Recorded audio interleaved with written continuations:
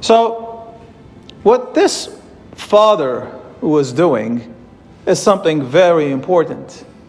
He went to bring Jesus to his home. As I was preparing for today's homily, I started thinking about different traditions. So I was thinking some of the similarities and differences that we have with our Catholic brothers and sisters.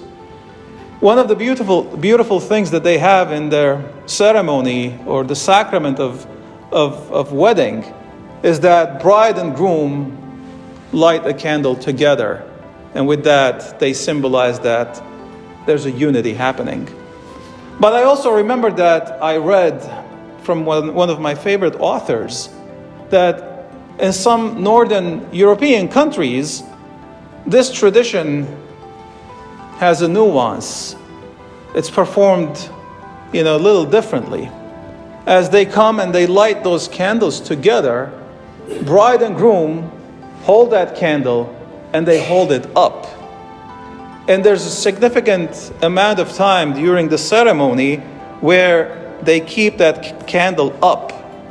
And the meaning behind it is that the light of Jesus is above us. And the light of Jesus will guide us. I thought that this is really beautiful. And then, of course, you come home and you start thinking about our own traditions, our own ceremony. And one of the things that I rediscovered is that during the sacrament of marriage, we have a cross bigger than this one.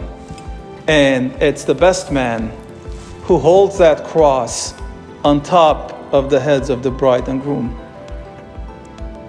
You think that it's just a symbol of them receiving some sort of a blessing.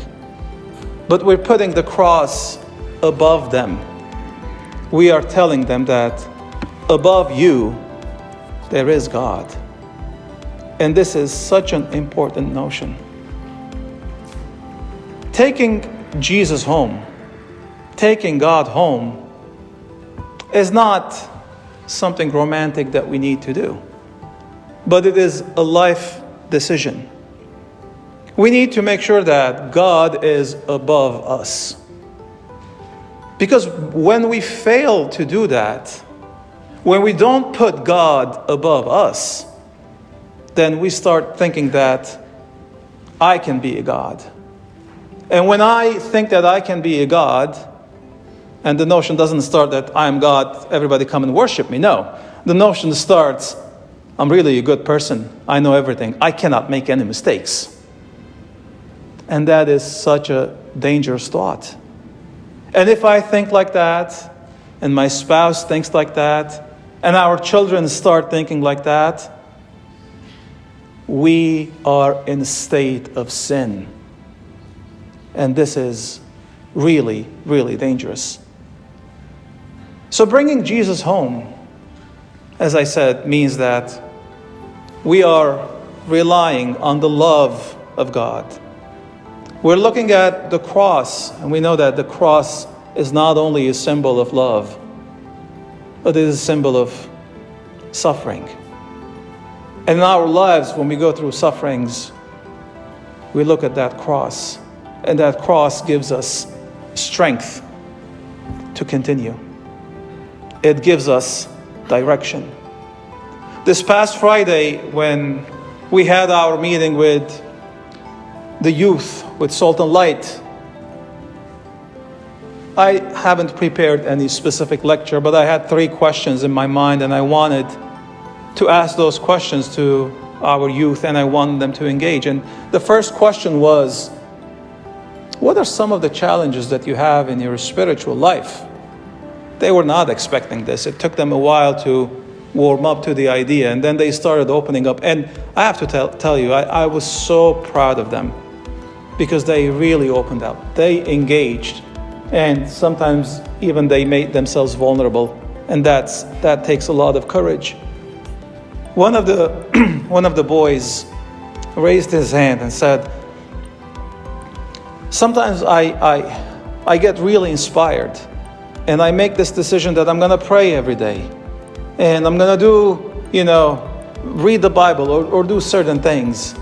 And I feel really good. And then after a while, I kind of tend to forget about it. And I don't pray anymore. And, I blame myself for that. And I said, that's a wonderful, wonderful thing that you're saying, because most of that go through that.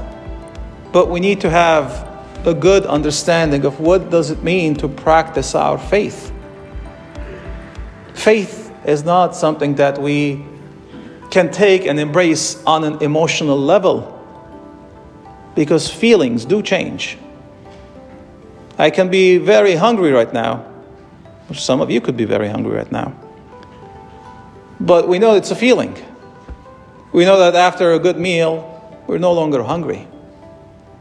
So we cannot rely on our feelings. Our feelings do not always give us accurate information. And I explained to them that our life of faith is a discipline.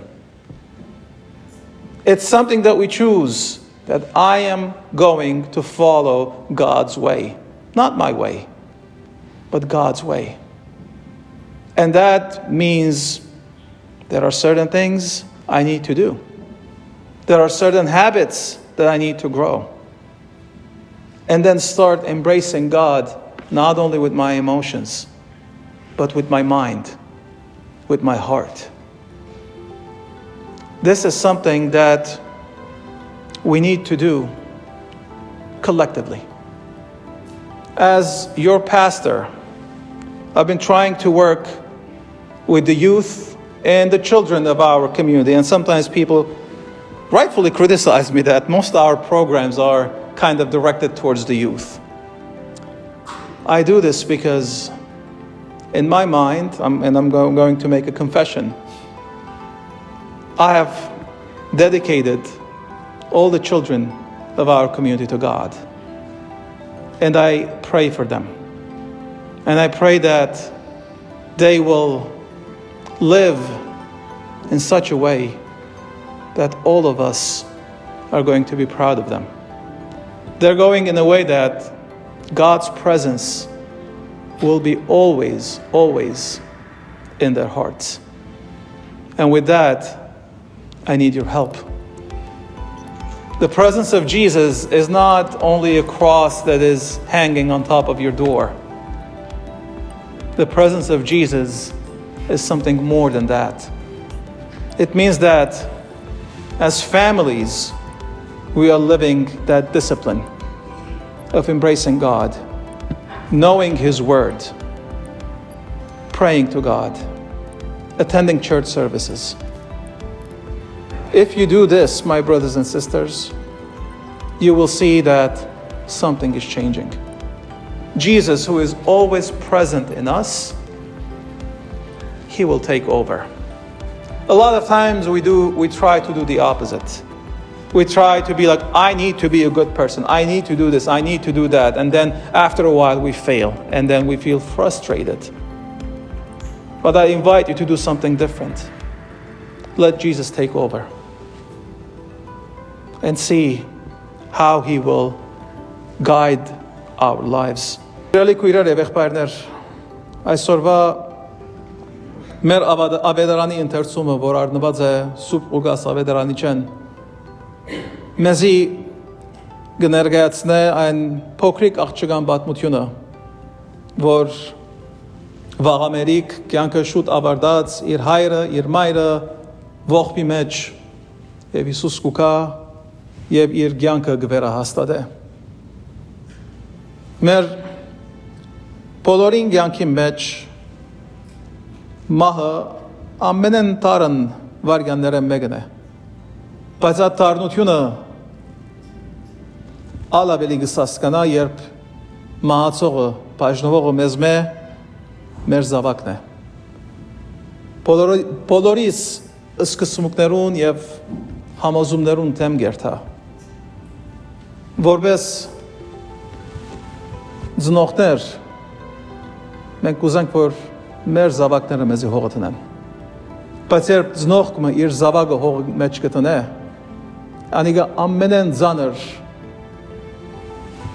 դժվար, աներևակայելի փորձությունն է, որուն ենթարկվենք։ Սակայն այսօրվան հրաշքի մեջ Հիսուս կուկա մեզի անգամ եւս հիշեցնելու, որ մահը վերջագետ չէ։ Մահը մեզի այս աշխարհեն գտանի դեպի անտիաշխարհ։ Իր խոսքերում մեջ Հիսուս կսե մերած չէ կքնանա։ Եվ նույն այդ խոսքերը մեր եկեղեցվո ծևով մպարարանի մեջ մտած է։ Եվ մենք ալ մեր բոլոր մահացողներուն կկանչենք ննչեցյալներ։ Ննչեցյալ են, որովհետև Քրիստոսի ցայնը կսպասեն, որբեսի կյանքի վերադառնան։ Այսօր սիրելի հավատացյալներ, այս հորը նման մենք եւս Հիսուսը կանչենք, որբեսի կա բնակի մեր դուներում մեջ, մեր սրտերում մեջ, որբեսի այդ կապը, որ Աստված մեզի կհրավիրե, ըլլա անկագդելի, եւ մենք փառավորենք ամենասուրբ երրորդյունը, Հայրը, Որդին եւ Սուրբ Հոգին, Հավիդյանս, ամեն։